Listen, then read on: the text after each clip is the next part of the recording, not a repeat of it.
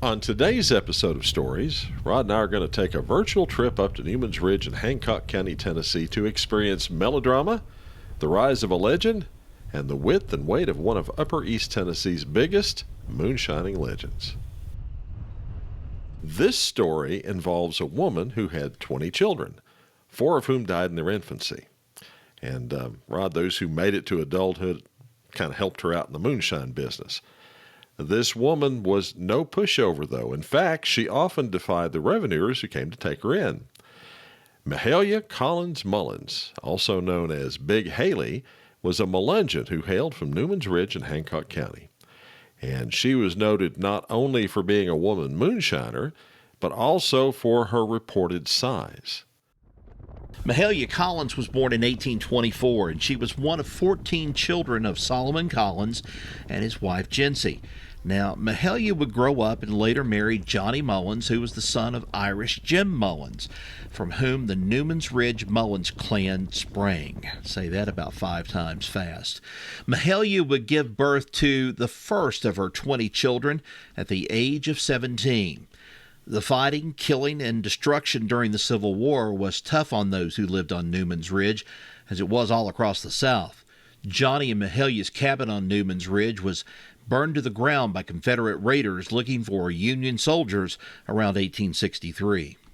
Well, Mahala and Johnny rebuilt that house, while others on Newman's Ridge would also be burned out in separate raids over time. To avoid being burned out yet again, Mahala struck up a deal with the Confederates, trading them some of her moonshine in return for a promise to leave her home and farm alone, and the Confederates kept their word. Mahala would bury 2 sons and her husband in the Civil War. Their bodies were laid to rest just outside the door in the backyard of their cabin home on Newman's Ridge, where she could witness the burial and later sit in the doorway and view the graves. Later on, she'd lose her son Richard, killed when his gun misfired in a brawl, her son Ollie, who was killed during a shootout on the main street of Sneedville with Sheriff Grant Jarvis, and an adopted son named Burton, a Union soldier who died at Camp Nelson in Kentucky. Another son was killed in a fight over a moonshine still in 1879. But Mahala became known for 2 things, didn't she, Rod? Yes, she did, Steve, because she was a very talented moonshiner, considered by many to be one of the best in the business in Appalachia. She produced apple and peach-flavored brandy, with some of the apple-flavored brandy coming from the limber twig and northern spy strain of apples. Now, folks, that's rare kinds of strains of apples because some of these don't exist anymore or they're not grown anymore like they used to be. And thought by many to be the smoothest tasting brandy with little or no bite. You could consider Big Haley as an innovator as well. In those days, Mahala and her clan developed a whiskey tree. Not a whiskey go-go, but a whiskey tree near Newman's Ridge and Snake Holler. Now, if someone needed a little kick, they could ride up to the whiskey tree, which was hollowed out. It was a beech tree, as a matter of fact. The customer would deposit 50 cents into the tree and sort of like a frontier pop machine per se, and take out a jug. Mahala and her bunch also developed community drinking spots. Now, I can see where this would be popular, which included taking a drink of moonshine with a dipper, and probably it was no small dipper, it was probably a big dipper. All of those deals were monitored for the honesty by one of the Mullins family hidden nearby. But with Mahala's success in making moonshine and money came the law. Yes, it did, all the way up to the top of Newman's Ridge. You see, the local authorities wanted to get Big Haley so they could add another notch to their belt. But to do that, they'd have to go to her cabin, which was more than 3 miles from the nearest spot accessible with a team of horses and a wagon. The first attempt to arrest Mahala came in 1897, when lawmen made an assault up Newman's Ridge to get their moonshiner. What they found puzzled them as to what to do. You see, they didn't call Big Haley because she is a boss lady. "Why don't you do your duty?" she'd ask the revenuers. "I've been selling moonshine right along. Go and do it again, too, soon as you get out of sight. Won't you take me? I'm all yourn. About 700 pounds of me. Take me along with you now." Well, Mahala Mullins had boxed the law in. You see, she was, as we said earlier, a rather husky woman. So husky, in fact, that you couldn't get her through the cabin door. To get her out would require taking off the door to fit her through, maybe, which would have been illegal to do since, well, that'd be considered destruction of property by the law. Mm-hmm. Even if by some miracle rod they could get her out of the cabin, she was way too big to get her down off the mountain, wasn't she? Yeah, I mean, picture this. I mean, you couldn't go and roll her off the mountain like rolling a snowball down the hill. It wasn't going to work. That would end up hurting her probably worse than anything else. She couldn't walk. She was too heavy to, carry. And even if they could, there was the risk of dropping and hurting her or injuring the deputies trying to get her to jail. Can you imagine somebody getting workman's comp in that day for a hernia or a pulled groin or something like that? I mean, it seems all these revenuers could do was threaten her with legal action. This pickle she'd put the law in gave her much delight. As more revenuers came with a writ for her arrest, she would laugh and say, "Execute it!"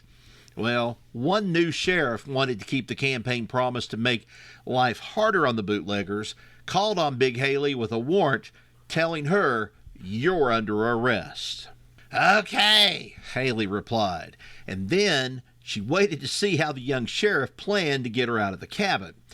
Unable to come up with a viable solution to get her out and down to the jail, the sheriff returned to the courtroom where he told the presiding judge in the story and added, "In other words, she's catchable, but she's not fetchable." Well, the judge had a good laugh out of that, didn't he, Steve? No doubt he did, no doubt. Well, at least a dozen warrants were issued for Big Haley's arrest. When they were served, Mahala would greet the officers in person and with hospitable welcome. "I'm guilty as charged. I'm yours. Take me." There were no takers. Well, the truth was, Steve, Big Haley, or Aunt Haley, as she was sometimes called, loved having company, even if it was the law. As tough as she was, Mahala had always been a sweet woman and would have cookies and milk for visitors young and old. Now, several times she joked that she wished the lawman could get her off the mountain so she could meet the judge. I'm sure she did. Well, by the time she was 70, it was estimated that her avoirdupois, her weight, was 400 to 500 pounds. Now, it's varied. There's a lot of stories that say 700, some 400 to 500. She was a pretty strongly well-built woman, as we say it in that kind of sense, okay? Some refer to Mahala as having the perfect complexion, and no doubt she probably didn't get out and do a whole lot, and it's thought that she developed elephantitis, or the elephant man syndrome. Now, no one really knew her true weight, which was exaggerated in media reports claiming she weighed 800 pounds or more. Surrounded by her children and her mountain cabin, just a week past her 75th birthday in 1898, Mahala died in great agony. Now, there are some who believe she may have been poisoned. Many moonshiners have been envious of this woman and her ability to carry on her work in defiance of the law, but in all honesty, it's believed that she probably died from that elephant man syndrome. Now, when Mahala passed, the family considered removing her body by taking out a side of the house, but decided that was too dangerous. Then they thought about removing a portion of the roof so they could hoist her through, but concluded that was a bit too much. They even thought of burying her in a grave dug right there inside the cabin, but gave up on that idea when they considered the size of the hole that needed to be dug. Finally, they decided the best option was to remove the fireplace rock by rock to make an opening big enough for Big Haley. Now, several of the Mullins boys and their cousins removed the fireplace. Then Mahala was placed in her bed. Wood planks were nailed around the sides and top of the bed, which was then reinforced. And that made that bed Big Haley's coffin. The boxed-up bed/coffin with Haley inside was pushed and pulled through the area that the fireplace occupied. And, well, once outside, 10 men carried the coffin to the family cemetery, the site of Haley's grave. She was buried alongside her husband, Johnny, their sons, and all of the other children who died in infancy over the long, hard years on the mountain. And folks, that's the story of the catchable but unfetchable Mahala Mullins, the famous Melungeon moonshiner from Newman's Ridge in East Tennessee. Another story that makes up this great place we call Appalachia. Thanks for listening. Now, you can subscribe to the Stories Podcast at Apple Podcasts, Spreaker, Spotify, Audible, Player FM, or on your favorite podcast app. We're on Facebook and TikTok at Stories of Appalachia, and on Twitter and Instagram at Story Appalachia. Again, thanks for listening. Till next we meet, y'all take care. So long, everybody.